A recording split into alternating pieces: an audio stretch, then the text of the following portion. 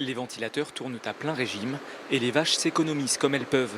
Avec plus de 35 degrés à l'extérieur du hangar, le moindre effort provoque fatigue, stress et essoufflement. Cédric est à l'affût du moindre danger. C'est surtout si jamais il y a des vaches qui se déshydratent, quoi, essayer d'identifier un peu, faire un petit tour, voir comment ça se passe.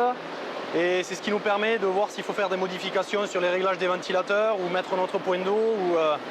Voilà, ouais, faut le suivre de près quand même. Pour sa première année ici, l'éleveur ne s'attendait pas à de tels épisodes de chaleur. Pendant la canicule, les vaches produisent jusqu'à 5 litres de lait en moins par jour. C'est toute une façon de travailler qu'il faut repenser. En ce moment, les nuits sont un peu fraîches. Bon. Donc il faut en profiter. Donc, en général, toutes les vaches sortent. Après, elles ont libre accès. Elles vont leur rentrer, sortir, mais elles vont toutes dehors. Ça les rafraîchit comme il faut. Ça leur fait baisser la température. Et en salle de traite, on n'hésite pas à les arroser parce que c'est aux heures souvent les plus chaudes dans l'après-midi, sur les coups de 17-18 heures. À quelques pas de là, l'agriculteur est en plein aménagement d'un nouveau hangar. Une grande hélice en guise de ventilateur et un abreuvoir de 4 mètres de long seront bientôt installés.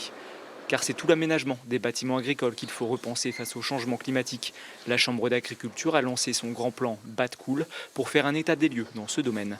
On va aller dans les bergeries faire des tests d'hygrométrie, de ventilation pour essayer de comprendre le fonctionnement des bâtiments, la bonne orientation, les bons matériaux, les bonnes techniques pour pouvoir tenir des ventilations suffisantes, des rafraîchissements suffisants, une isolation suffisante. Dans le Tarn, 10 exploitations vont être étudiées via ce dispositif, 50 sur toute l'Occitanie.